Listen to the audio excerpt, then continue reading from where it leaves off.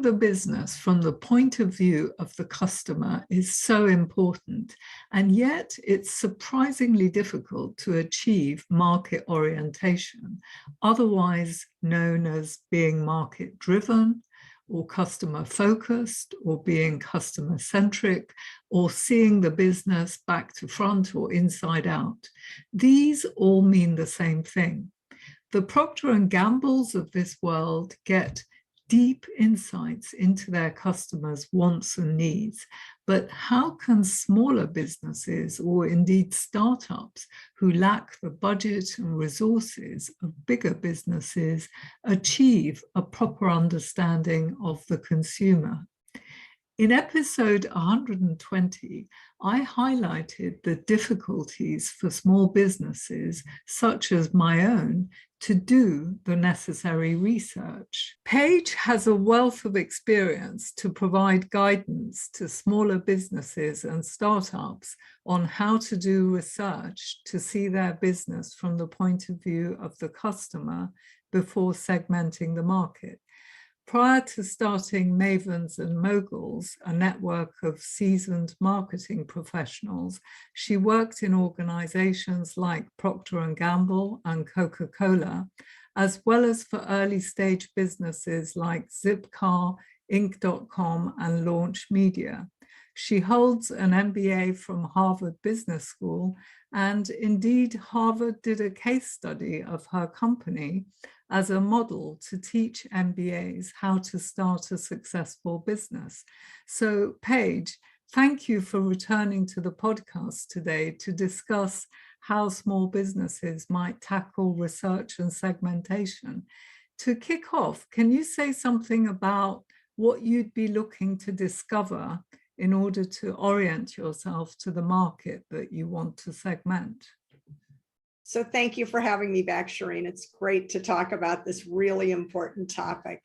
Great. As you mentioned, I started my marketing career at Procter & Gamble, and at P&G, everything is grounded in research. So that's really part of my training. And so my bias has always been, being classically trained at Procter, it's everything starts with your customer and what motivates them to make the purchase. It's not what you like or what I like or my friends and family. It's what does the purchaser, what motivates them to buy. So, you know, the wonderful thing about starting your career at a place like P&G or Coca-Cola, you have lots of budget to invest in all kinds of qualitative research, quantitative research, customer satisfaction monitors, habits and practices. You can learn so much about who your audience is. But as you mentioned, now I'm an entrepreneur. I run this small marketing business. And my clients typically don't have huge budgets, but they still need to understand who they're talking to and what's going to motivate them to be interested. So, you know, it all comes down to who your primary, secondary, and tertiary audiences are. Are there gatekeepers? You know, what messages are going to break through? But the concept of segmentation is so important. And here in the US, President Abraham Lincoln was a very famous president during the Civil War, and, you know, he emancipated the slaves. But he's also very famous for a quote, which I don't know if you've ever heard.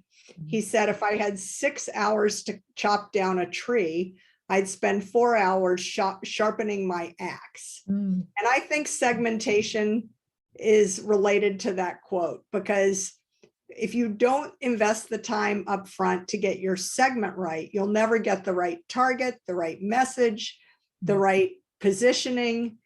So the segmentation is like the core foundation from which all these other really important marketing concepts are going to flow from that very important decision of getting your segment correct. So that was kind of a long-winded background. Now let's go back to your question. Sorry, you want to get me back on track? Yeah, what would you want to find out to orient yourself to a market? Say you're creating a product like I'm intending to do.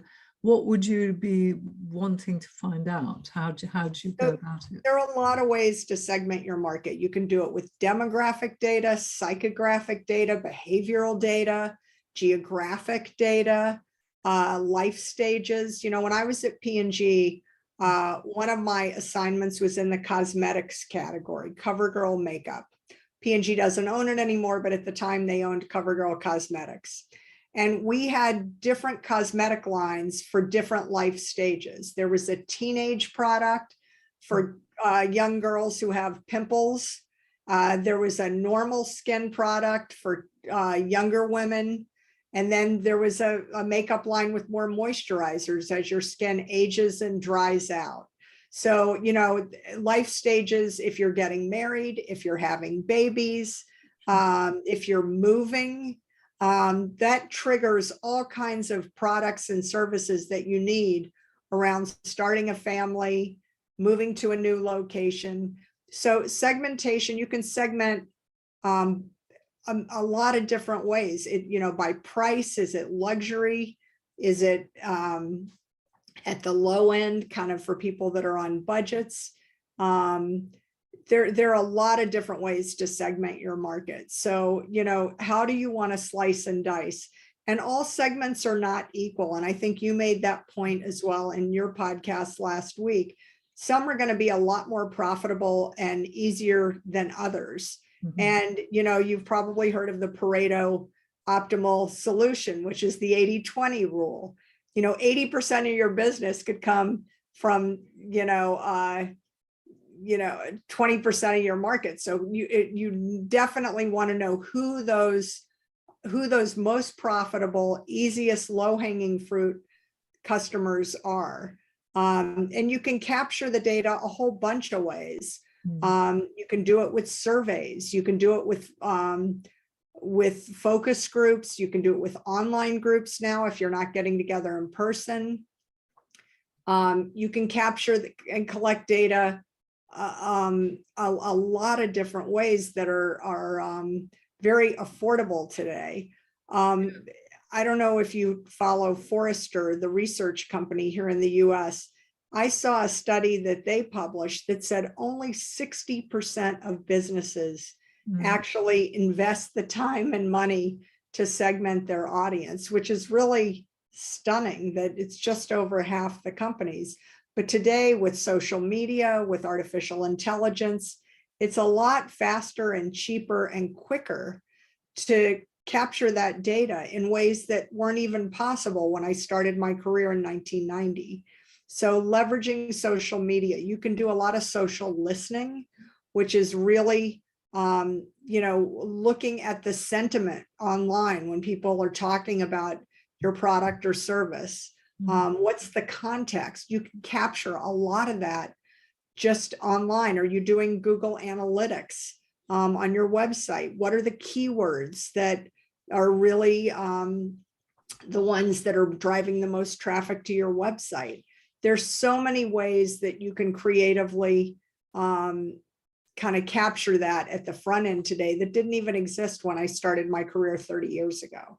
Sure. So that's if you've got an existing business and product. If you're doing what I'm doing, which is to want to introduce something totally new that we're not currently offering, and I want to actually understand designers and marketers, how do they actually do their work? It would be nice to be able to observe them, but I can't really do that, although I'm joining courses where I've got an inkling of how things are done. So really, I want to understand, what do they do? How do they do their job? And how much do they understand about branding and IP, or feel that they have an adequate understanding in order to do their job? Do you understand what I mean? So, yep. So one thing I don't want to lead them on by my questions. So, got it. So one thing that I've done with a lot of my clients, which has been very effective, is something called a listening tour. And you see it a lot with politicians today, where they go out and they just talk to people. You can do it face to face. But if you're concerned with COVID, you can do it online as well or on the phone. And you basically put together a list of who some of your key targets might be. It could be marketers, chief marketing officers, could be designers, whoever those key stakeholders are. And you put together a list of questions that you want to bounce off them, and you listen. You ask these open-ended questions and you let them talk. And then if they pause, if they say something that kind of doesn't sound maybe as well thought out or as clear, you can probe deeper and keep asking, and then go to the next person on the list and the next person. And you kind of evolve the questions, and you're learning as you go with each one of these conversations. And, you can do it very simply on the phone, on Zoom, on Skype. And it's a very cost-efficient, effective way to really get those conversations started in a way that helps you define what the issues are, what those hot buttons are, where the key leverage points are. So I would highly encourage you to, plan a listening tour. It is very time efficient, cost efficient, and you will learn so much. I know I did one myself during the Great Recession, when things were really slowing down in the 2008, 2009, 2010 period. And I've done it again during COVID, touching base with my audiences to say, how are you? What's going on? What's changed? How are you thinking about marketing today? What's your budget like? What are your biggest needs? And it's helped me create new products, new services, and be relevant and be able to pivot during these times of great tumult and change. So I would put that at the very top of your list. Sure. Well, the problem is that people might think I'm going to try and sell them something if I want to just have a chat about something. And they seem to prefer surveys, but I don't really want to do a survey because, that's in a way, I don't really know all the questions I want to ask. I want more to have a conversation. How would you approach people so that they don't fear that they're going to be sold to or that you're going to try and sell them? So, I had the same challenge during the Great Recession. And then when COVID started, because people were paralyzed, my prospects and my clients didn't want to spend any money. And I was very transparent and very upfront with them. I said, listen, the world has kind of come to a standstill. I've got time. You probably have time. I just need to pick your brain. I just want to ask you some questions. And I'd love to have a very deep conversation to know kind of how you're doing, what you're doing, the changes that you're thinking about. I want to bounce some stuff off of you. I'd love to get your reaction. I'm not selling anything. This is really a fact-finding mission, and I value your opinion. You're somebody who I think of as a thought leader or a trendsetter, or, you've always had such creative, great ideas. I really value your thoughts on this. And if you could spend a half an hour with me, I'd really appreciate it.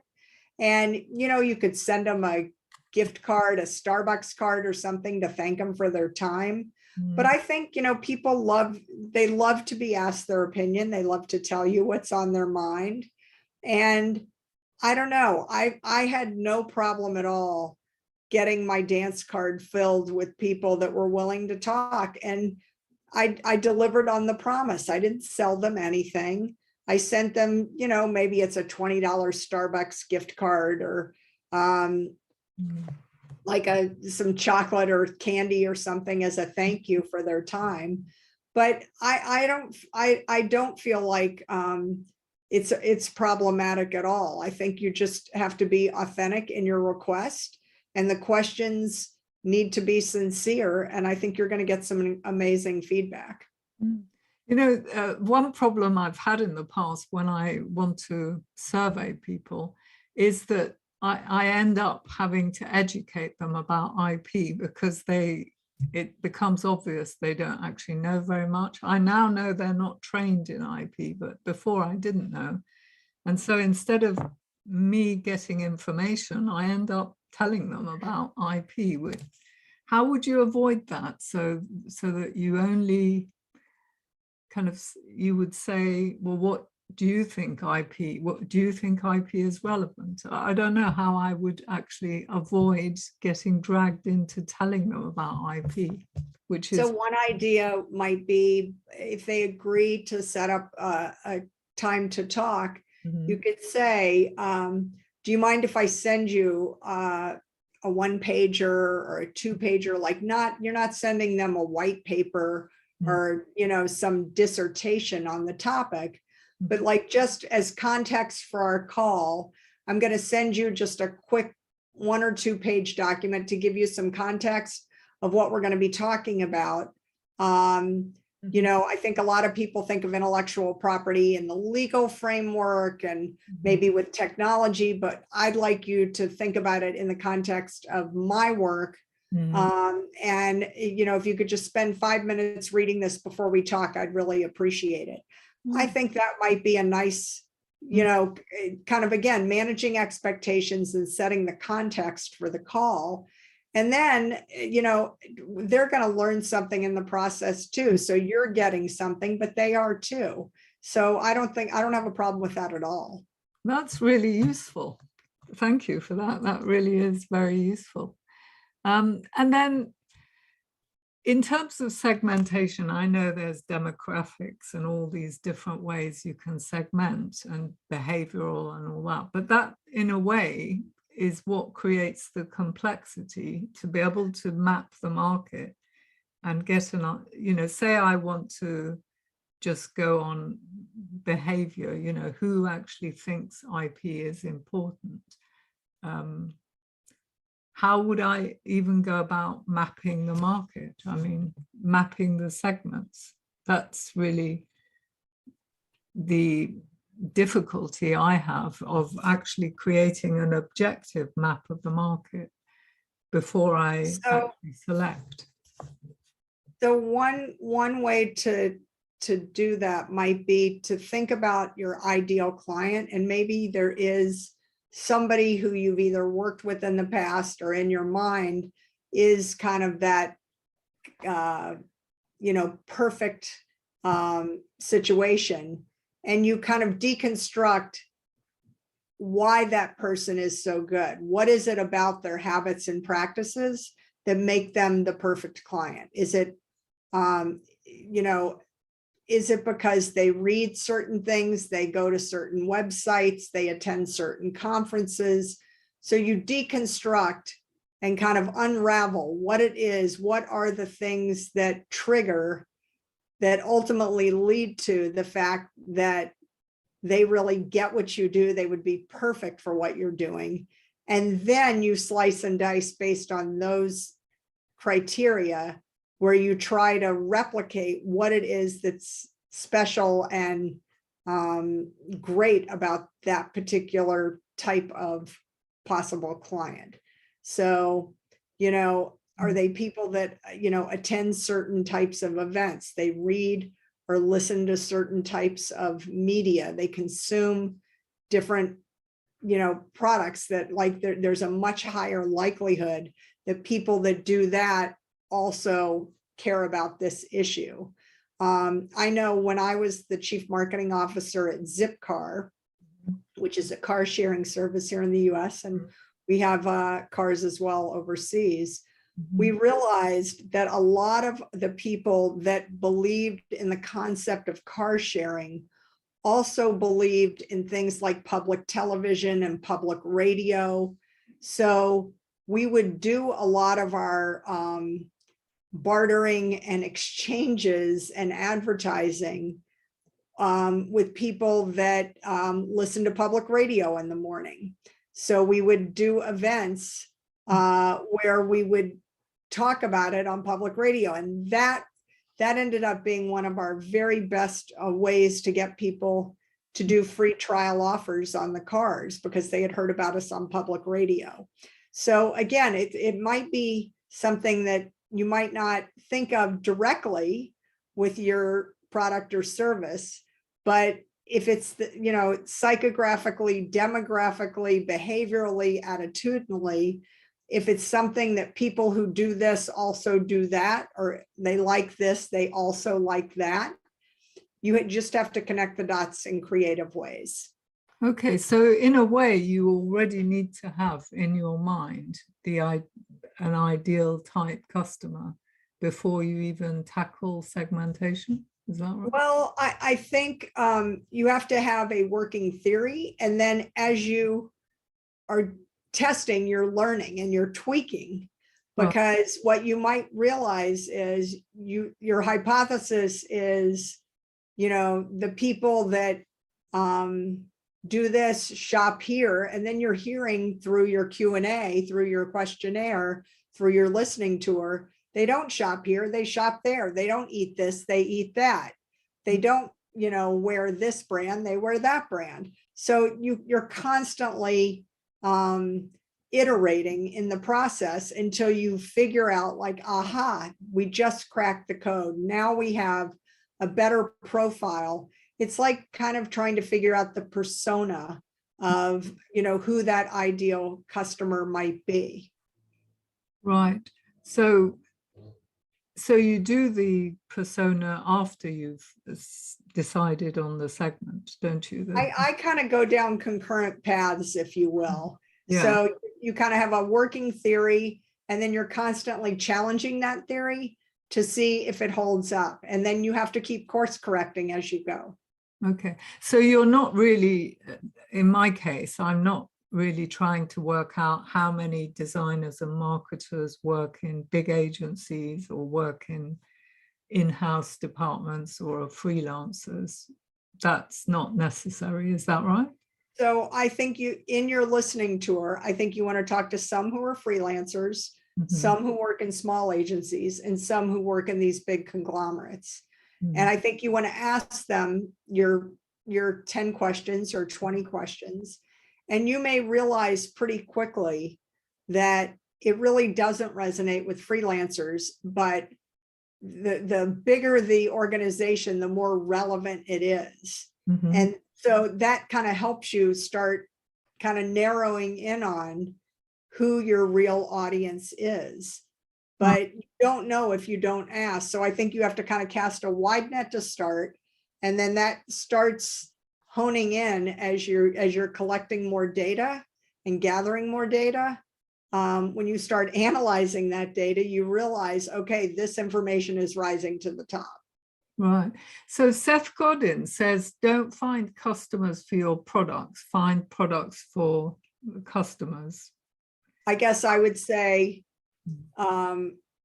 solve problems and figure out, you know, if you have solutions to problems, find people who are willing to pay for those problems to be solved. But I agree with Seth Godin. I think he's brilliant. Yeah. So, I mean, it may be that I find people don't find it so much of a problem, and therefore I don't even create this course. That's really what I'm trying to do is. Right. So it's kind of like detective work by the sounds of it, a lot of it. You're like a forensic, you know, you're trying to figure it out. So how do you help your clients? I mean, what sort of type of clients are they? Say it's a marketing director from a company. So, you know, our clients range from early stage startup to Fortune 500. In a small business, we may be the marketing department. We may get hired by the CEO or by somebody on the board, one of the investors, and it's a technology business, and they don't actually have a marketing head. They need a voice of the customer. They need a marketing voice at the table. So for the very smallest companies, we are the marketing department. For the kind of emerging market, middle market firms, which is the majority of our clients, they may be 2 million to 200 million in revenue. They may have a very skeletal marketing department, but they need more bench strength. They need bandwidth. So they bring us in to fill in those gaps and holes. For the very biggest companies, the Fortune 500, they may have a problem that they're trying to solve that they just don't have the right talent for. They've got a marketing department, they've got an agency of record, they have a PR agency, but maybe they just have a problem that they've never dealt with before, and there's no great resource under their umbrella. So they bring in us for specific expertise to help them solve that problem. So it really depends. We have other companies that bring us in because maybe their marketing head needs to go away for surgery or maternity leave, and they need somebody to keep the trains moving while that person's away for a few months. So it really just depends. Yeah. Do you have any case examples where, like when you were working in smaller businesses, I don't know, Inc.com or Launch Media, where you oriented yourself to the market, really understood what the market wanted? So one example, I mean, I guess I'm always doing that in some way, shape, or form. One funny story, when I was at Procter & Gamble, actually in the cosmetics business, you know, we were always trying to come up with the right color palettes and figuring out what's going to be important for spring or fall. And we used to do a lot of focus groups. But, you know, anyone who's done focus groups knows that there's always like one person at the table that's got a very loud voice that kind of dominates the conversation. And there are people that are more shy and reserved, and people want to be accepted by the group. So they don't really want to go against what's, you know, everyone wants to kind of like be part of the kind of group think like, yeah, I think that too, or I agree. So we were doing some focus groups with teenage girls on lipsticks and nail polishes. And we were trying to get a sense if they liked bright colors or muted colors, if they liked sparkly or more matte shades. And so, you know, we had brought them in after school. We had pizza and Coca-Cola, and they were eating and talking and polishing their nails and putting on lipstick. And, you know, there were those dominant voices around the table, and you can always kind of tell in a group who the leaders are and who the followers are. So when the group ended 2 hours later, and we knew every piece of makeup that was on the table when we started our group. And when the girls were leaving, they were gathering their things, and they all leave and they tell us what they thought we wanted to hear, probably to please us or whatever. And at the end of the session, the girls leave, and we notice about a third of the makeup has disappeared off the table. So the girls just took the makeup with them, but we were very curious, what colors did they take? So they told us that they liked these kind of shades, but in fact, the ones that they put in their purse or their pocket were not the shades that they told us about. They were different. So they liked the brighter, sparklier shades, but the big mouth in the room had said, no, she liked something else, but that's not what she took home. So it was very interesting to watch. It's not just what people tell you, but it's what they do. You know, what are their actions? So I think, you know, and we did versions of this when I was at Launch Media in the music and entertainment space. We were trying to help people discover new music with CD-ROMs, and this was before kind of high-speed internet access was pervasive. So we had this monthly magazine, if you will, that we distributed on CD-ROMs so people could discover new music online. And our target audience was generally, you know, 18 to 24-year-old boys. And we were headquartered in Los Angeles, about 5 blocks from the beach. And there was a big promenade near our office.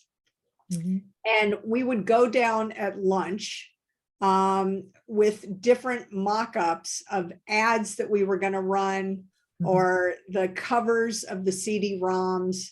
And we would stop anybody that looked like they were in our target audience. If they were a young male and they had dyed hair or tattoos or piercings. They were on a skateboard. We said, boy, that looks like one of our audience. And we'd say, excuse me, could you come over here and answer a few questions, and we'll give you some CDs if you'll talk to us for 5 minutes. So of course, it's a beautiful day. It's Los Angeles. We're outside. So we'd stop and intercept these kids on the promenade. And we'd ask them, which one of these ads do you like? Which one of these covers do you like? Which one of these stands out? Which of these do you prefer? And we'd show up at 11 o'clock in the morning, and we'd stay till 1 o'clock in the afternoon.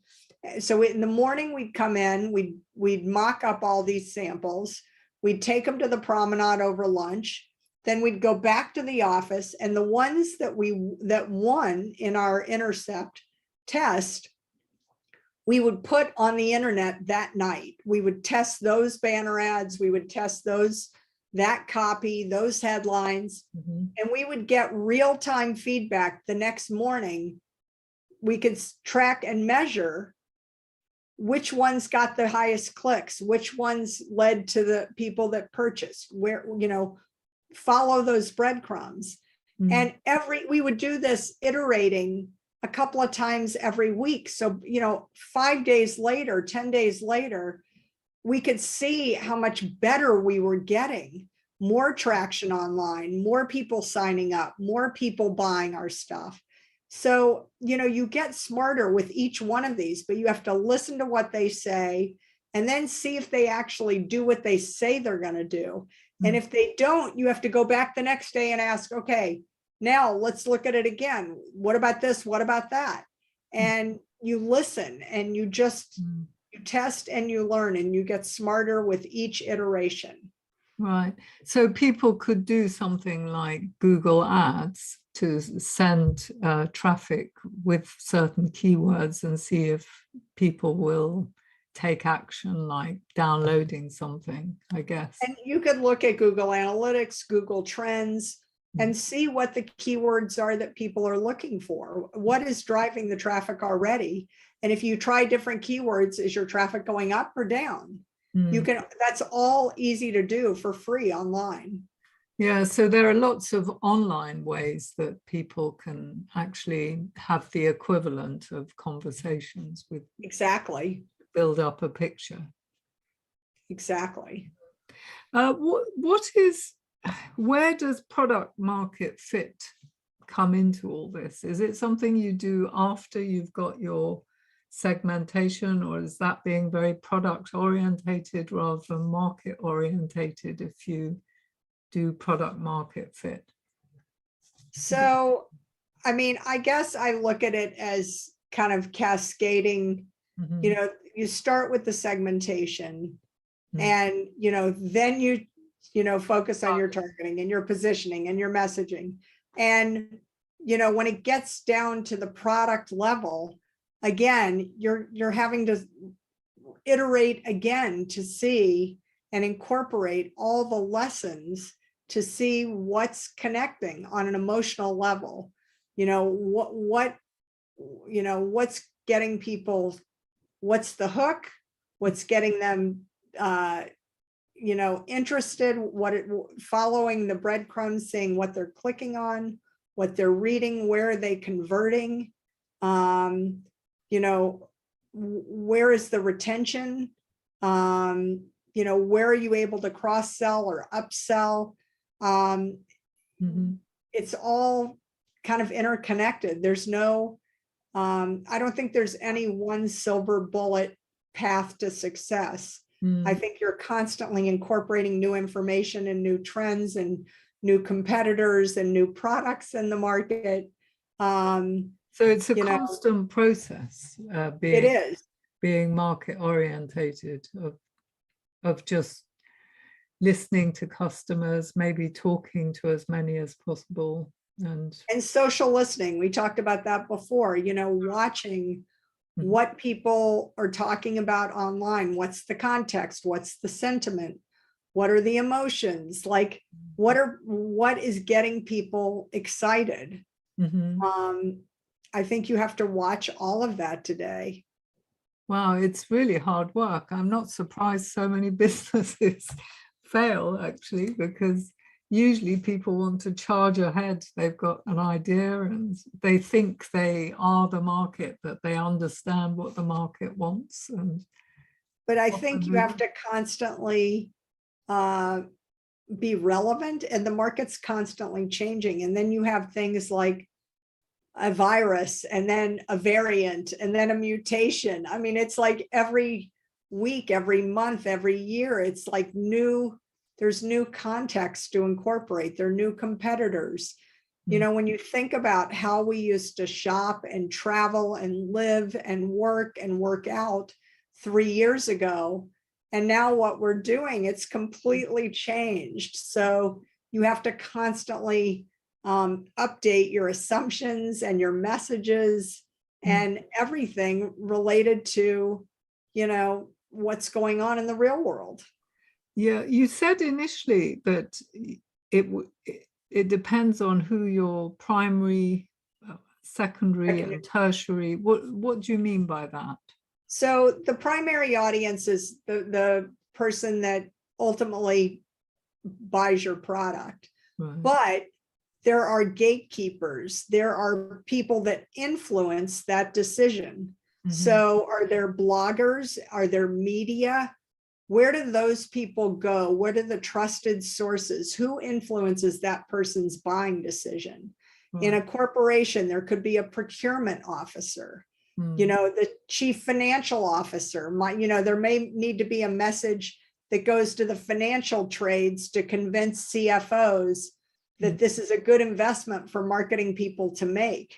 It's not just the CMO, it could be the procurement person, it could be the CFO that need to get on board for the marketing person to get the budget, to get the support, to have the organization help them achieve their marketing goals.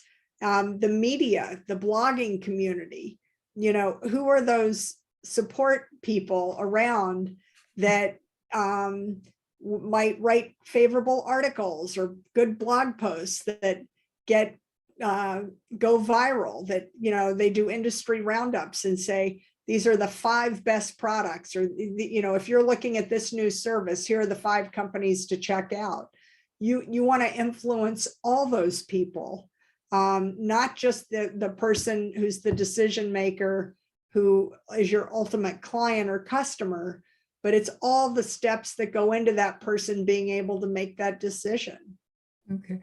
By the sounds of it, it might be easier when you've got an idea for a product to create some sort of prototype and then get some feedback on it, rather than, because if people are just sort of talking in the abstract that, yes, I think IP is important, but they haven't seen anything to see what you would be able to offer them.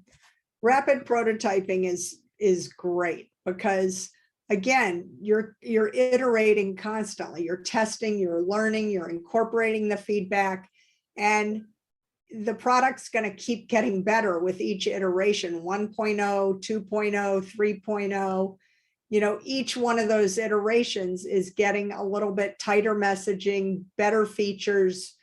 The benefits are being communicated even more clearly. So absolutely, you know, putting a stake in the ground, testing and learning and iterating. So yeah, rapid prototyping is a great way to go because you're getting very tangible, specific feedback to something that they can actually look and see and touch and feel. And then you can take it back and improve. Bingo. Yes.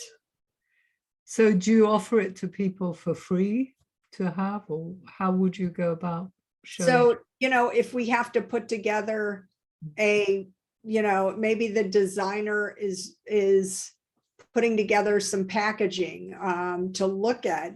No, you have to pay to get the design produced and manufactured, or, and then, you know, then you tweak it. But so there is an investment up front. But again, there are ways you can shave costs out. You could do a simulation online if you don't want to go to the trouble and expense and time to produce something tangible. They could look at a line drawing. They could look at a 3D model. They could look at an actual sample. You get, I think, better feedback the more real the test is, but you can do it kind of very scrappy to, you know, if you have the budget, spend it.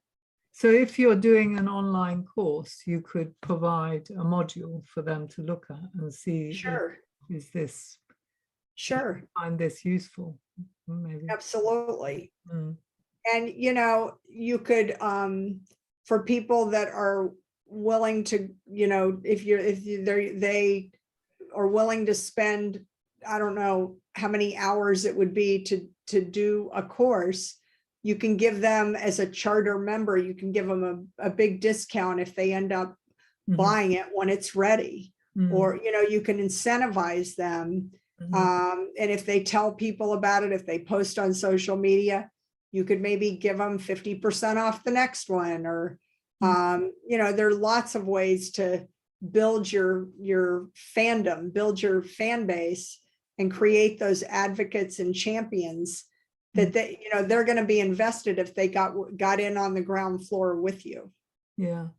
Well, this has been really interesting, because if it's taught me anything, it's that you have to do everything at the same time. So it's not linear. You don't sort of go and orient yourself to the market, segment it, then target. Then, you know, although in theory it happens in that order, in many ways they're all combined together, because you then go back and change something that you've already created and just keep improving. Is that right? Well, it's a holistic process. And I think, again, when I started my marketing career in 1990, it was easier to be more linear. But today, in our always on culture, in internet time, when you've got everything bombarding you simultaneously, it's really hard to kind of pull each of those pieces apart and look at them in a vacuum. That's just not the way the world is anymore. So you have to be, I think you have to have overarching goals and a vision of where you're trying to go, but that's going to be your driving force.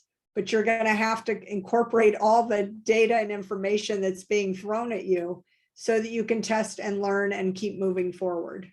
Great. Well, thank you very much indeed, Paige. It's been really useful speaking with you about this. Well, it's great to talk to you again.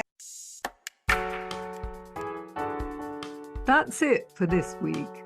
Do subscribe to the brandtuned newsletter to get weekly updates. I'd also love to get your feedback. Just send me an email to info@brandtuned.com. Finally, if you liked the episode, please do share it with your friends and colleagues and review it on iTunes or whichever platform you use to listen to podcasts.